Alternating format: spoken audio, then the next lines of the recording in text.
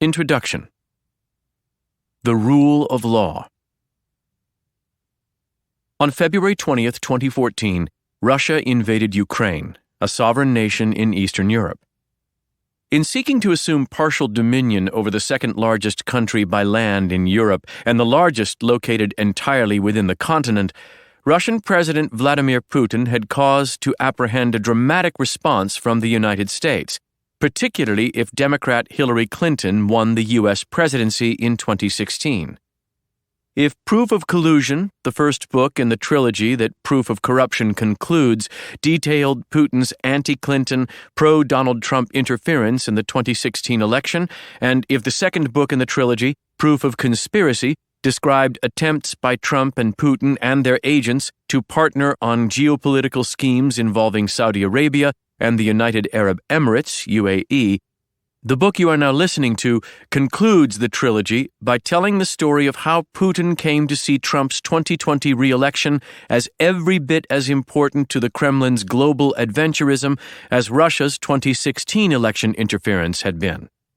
It is also the story of a presidency so venal and unscrupulous that its agents sought to cooperate not only with autocrats in Russia, Ukraine, Saudi Arabia, and the UAE, but also with governments around the world hostile to U.S. interests.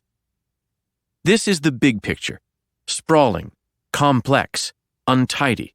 Yet the narrative at the core of what we now call the Ukraine scandal is surprisingly uncomplicated.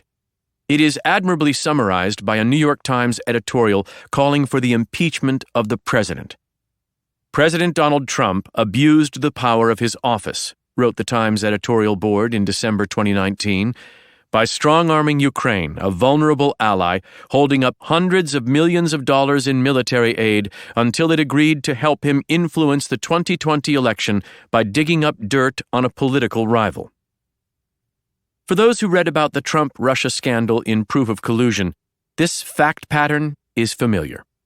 As The New Yorker has written, the Russia and Ukraine scandals are, in fact, one story. Indeed, the president's false denials in both of them capture the common themes: soliciting help from foreign interests for partisan gain, followed by obstruction of efforts to uncover what happened. Just so, those who read Proof of Conspiracy will know that several still sparsely reported Trump scandals involving nominal U.S. allies in the Middle East also featured apparent bribery and obstruction of justice. In Proof of Corruption, this same coupling of offenses reappears, not just in the president's public and clandestine dealings with Ukraine, but also in his back-channel negotiations with China, Turkey, Israel, Venezuela, and even domestic political donors pushing supposed miracle drugs during the ongoing COVID-19 pandemic. These narratives confirm Trump's behavior as predictable and unchanging. The question is whether America can dynamically respond to a novel threat to its rule of law, and whether we will continue to abide the horrific losses this threat has imposed on us. The word corruption, applied to a U.S. presidential administration and its foreign policy, denotes a perniciously systemic penchant for four types of activity: criminal activity enumerated as impeachable by the U.S. Constitution, other criminal activity qualifying as a high crime or misdemeanor under the Constitution's impeachment clause, non-criminal activity that is nevertheless eligible for impeachment under the U.S. Constitution as a threat to national security, or a violation of the non-statutory catch-all component of the impeachment clause's high crimes and misdemeanors proviso, and non-criminal, non-impeachable conduct that indicates a president is unfit to serve as a matter of ethics, conformity to democratic norms, and commitment to the rule of law. The Trump administration may be regarded as corrupt because many of its offices and departments have, from January 2017 onward, exhibited in abundance all four forms of malfeasance.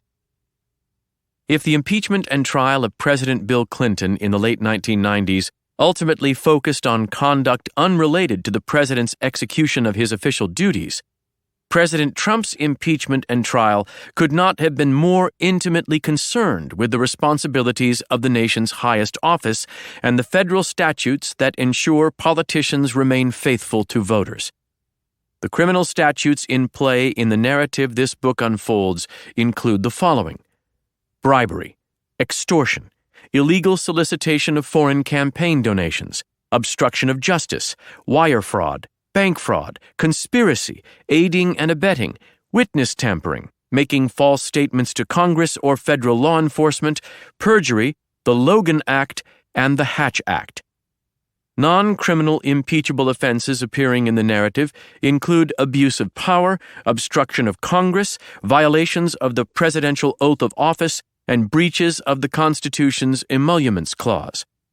Two additional offenses investigators are considering with respect to individuals discussed in this book are Foreign Agent Registration Act, FARA crimes, and money laundering. Above all, however, the question remains whether Trump is a national security risk as a result of foreign compromise, a term encompassing both sensational scenarios and the mundane possibility that a geopolitical enemy of the United States has so much more knowledge of the president's clandestine activities at home and abroad than Congress or the American people that the revelation of such secrets could be leveraged against him to the detriment of U.S. interests. Compromise can also occur if America's head of state has so many pecuniary conflicts of interest and countervailing motives that he cannot be trusted to uphold his oath of office, conform to the norms of international diplomacy, or put the safety and security of the United States ahead of personal avarice or ambition. The Atlantic has written that, federal statutes and the Constitution's impeachment clause aside, what Trump and his aides, advisors, allies, agents, and associates perpetrated in Ukraine in the president's first 3 years in office is a conspiracy against American democracy.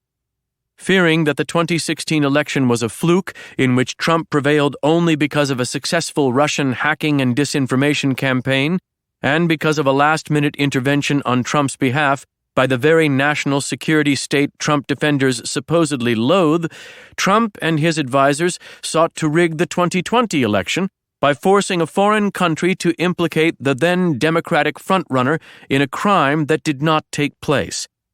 If the American people could not be trusted to choose Trump on their own, Trump would use his official powers to make the choice for them. It was, in short, a conspiracy by Trump and his advisors to keep themselves in power, the exact scenario for which the framers of the Constitution devised the impeachment clause. Even this categorization undersells the depth and reach of the Trump administration's corruption, which bent itself not only toward the rigging of an upcoming presidential election, but also toward a rewriting of the history of the last one to justify Trump's and his political party's unwillingness to protect America's electoral infrastructure. By seeking to exculpate Russia for meddling in one election and secretly coercing Ukraine to meddle in another, Trump and his inner circle created a paradigm for corrupt federal elections that risks poisoning our democracy for decades.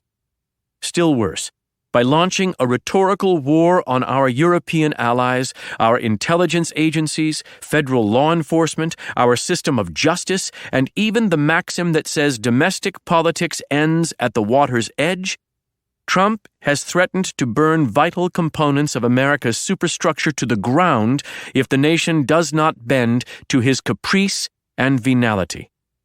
That corrupt conduct by the president and his entourage is evident in other countries around the globe besides Russia, Ukraine, Saudi Arabia, and the UAE, and that it has now manifested again during the present COVID-19 outbreak in the United States, with spectacularly destructive results, exponentially increases the national security risk posed by a historically corrupt presidency.